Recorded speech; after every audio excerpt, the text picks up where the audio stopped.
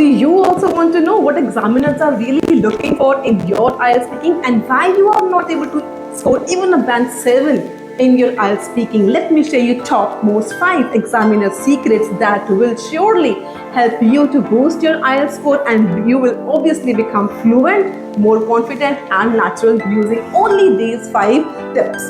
Starting with the very first tip is grammar isn't everything. Grammar is definitely important, but not at the cost of your fluency. Even a band 8 student can make some mistakes. Moreover, in the IELTS, IGP and BC band descriptors, it is mentioned that error-free sentences are frequent. That means there are some mistakes, grammar mistakes are definitely allowed. Small mistakes are definitely allowed. Let's look at the example. On the one hand, if the student says, I go to the cinema yesterday. Oh, I went to the cinema yesterday. Look, the student here tried to rectify the mistake. But on the other hand, if a student says, I go to the cinema yesterday and it was really fun with the friends. We watched marvelous movie and the storyline, characters and the effects were really amazing and outstanding. Which one is better response? Obviously, response 2 is much better because it was more natural, confident and it was fluent. So notice the difference between a 5 grammar and there also, I admit, there was a grammar mistake in the second response, but fluency was maintained throughout the answer, and fluency costs for 25% of your IELTS speaking score, and so does grammar, but not at the cost of the fluency. अगर आपने एक बार रुक के अपना answer को correct करने की कोशिश करी तो in the next answer second time you will automatically lose your confidence and एक आंसर खराब होने से आपके सारे आंसर आगे खराब होते चले जाते हैं. सो मेक श्योर कि जो आपने एक बार बोल दिया that is done. Don't lose your fluency. So don't focus on grammar too much and forget about the fluency. So the lesson here is don't freeze to fix your grammar. Keep talking naturally, fluently and confidently. Small mistakes won't kill your score, but hesitation absolutely will. Secret number 2. Examiners don't want one-line answers. They want extended answers. That means you should extend your answers properly. Let's look at the example. If the question says, do you like reading? And on the one hand, if the student says, yes, I do like reading before going to bed. But on the other hand, if the student says, yes, I do like reading and I'm really passionate about exploring different genres because it allows me to unwind and broaden my perspective at the same time. So see the difference. Obviously, response number 2 is much better because I have extended the answer. I have given my clear purpose of the answer. I have added the reason for my answer. So the thing here in the tip number 2 is that you have to extend your answers properly and keep this thing in your mind that extending your answers doesn't simply mean throwing as much English as you can on the examiner. It means extending answers, giving proper reasons, supporting your answer with a reason and with an example. Remember, extending doesn't mean rambling. It means adding reasons and examples. Framework that you can use for part 1 speaking is 3S plus 1 rule. That means stating your answer, supporting with a reason, sharing an example and speaking confidently and naturally. So secret number 3, vocabulary doesn't mean using big, complex and fancy words. Vocabulary means using different words, using uncommon words naturally and into the right context. If you don't know the meaning of the word, if you don't use the words naturally and with the precision, it will hurt your score. For example, the movie is rollicking or the movie is hilarious. Which one is more better? Obviously, the movie is hilarious is much more better. So there are some words which are meant for speaking and the others are meant for writing only. So you don't try to indulge and don't try to force vocabulary words. So there are many students, I have seen many students who try to force down some big, fancy and complex vocabulary in academic words. It will only end up losing your band score. So try to use only natural words and keep this in your mind that examiners reward precision, naturalness and awareness of how words are used in the different contexts. Don't aim for big, aim for exact. Okay, before moving on to the next tip, let me share one important announcement for everyone. Actually, I have started a 20 class series for IELTS reading.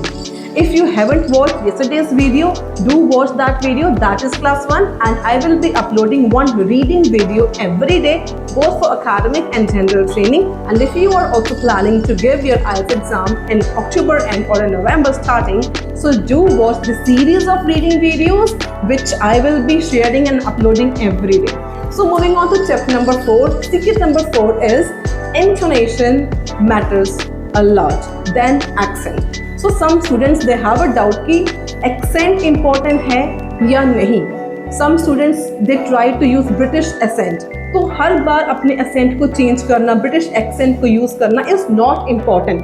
Even a band 9 student is allowed to have an accent. So you have to speak just naturally and confidently. You should not sound boring.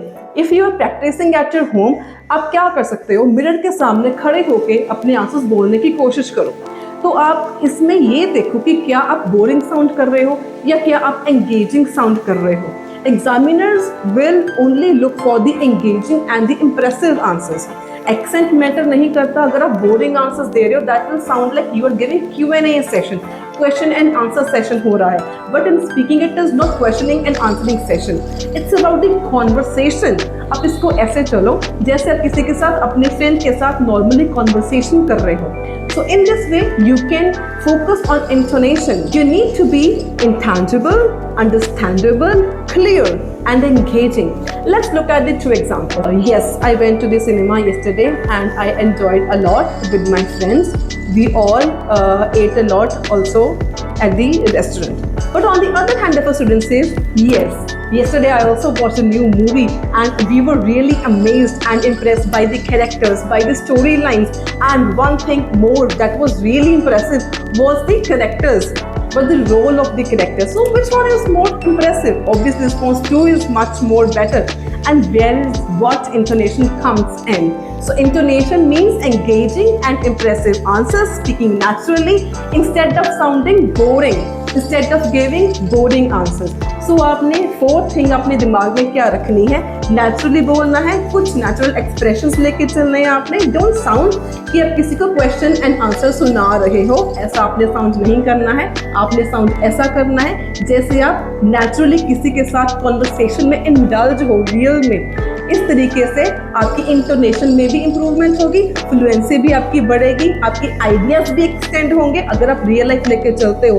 If you take it as a normal conversation, obviously आपके mind में बहुत सारी बातें आती हैं, तो आप अपने आंसर्स को एक्सटेंड भी कर सकते हो. You will sound more natural, confident, fluent. So secret number 5 is ideas doesn't matter, but delivery does. How you deliver your answer, how you express your answers, इसका ज़्यादा importance है instead of your ideas, right? So examiners want the clear answers. Examiner wants the extended answers. Examiners care if you can speak any answer more fluently, effectively, you can communicate effectively, and you can talk to at a length. Let's look at the example. On the one hand, if you say, let's say this cue card is describe the person whom you admire the most. So on one hand, if you say the person I admire is my uncle Raj, he is very intelligent, he is a good man, he likes to help everyone. This is too basic, you can score up to 6 band. But on the same side, अगर यही answer को आप थोड़ा सा और better way में यही ideas को लेके चलो, अगर आप इसको ऐसे बोल, the person I really admire is my uncle Mr. Sharma, and he is one of the most hardworking and generous people I have ever met. What I really admire about him is his positive attitude. No matter how busy or tired he is, he always has a smile and kind words for everyone. Notice the difference. Ideas are same. The only difference was in the delivery of the answers. So you have to deliver your answers more confidently, effectively, fluently, and naturally. So let's summarize these points. So tip number 1 is grammar doesn't matter, fluency does. Tip number 2 is examiners want extended answer, no one-liner answers. Tip number 3, vocabulary doesn't mean speaking the big, fancy, and complex vocabulary words. Tip number 4 is intonation matters not the accent. And tip number 5 is ideas doesn't matter, delivery does.